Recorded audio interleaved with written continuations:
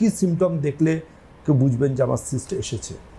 তার অন্যতম যে কারণগুলো, তার মধ্যে প্রথম যেটা বলবো সেটা হচ্ছে, আমরা জানি মোটামুটিভাবে 14 ডেজে ওভ্যুলেশন হয়, এবং এই ওভ্যুলেশন হবার পর যদি যে কোনো এগ রাপচার হয়, এবং রাপচার হবার পর সেটা পিরিয়ডের ব্লাডের মতো করে ইউটেরাস থেকে বেরোয়, এবং যদি এগ রাপচার না হয়, সে আনরাপচার্ড এগগুলো কিন্তু ওভারির মধ্যে জমা হয়। এই সিস্টগুলো হচ্ছে এই আনরাপচার্ড এগ। আচ্ছা, যে এগগুলো ফেটে যায় না এবং ম্যাচিওর হয় না।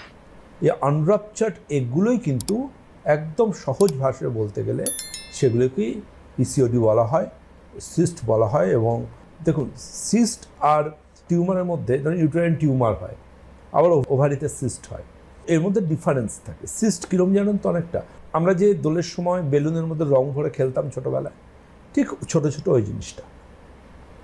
ওর মধ্যে শুধু সিম্পল একটা ফ্লুইড আছে, আর কিছু নেই। That is called cyst. এবং দেখুন ওটা আঙুরের মতো আছে ছোটো ছোটো।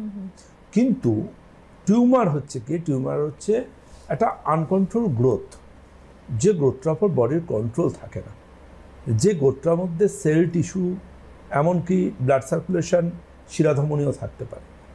এটা একটা মাস, এটা একটা ফাইব্রয়েড, এটা কিন্তু টিউমার। সুতরাং এটা কিন্তু খারাপ দিকেও যেতে পারে।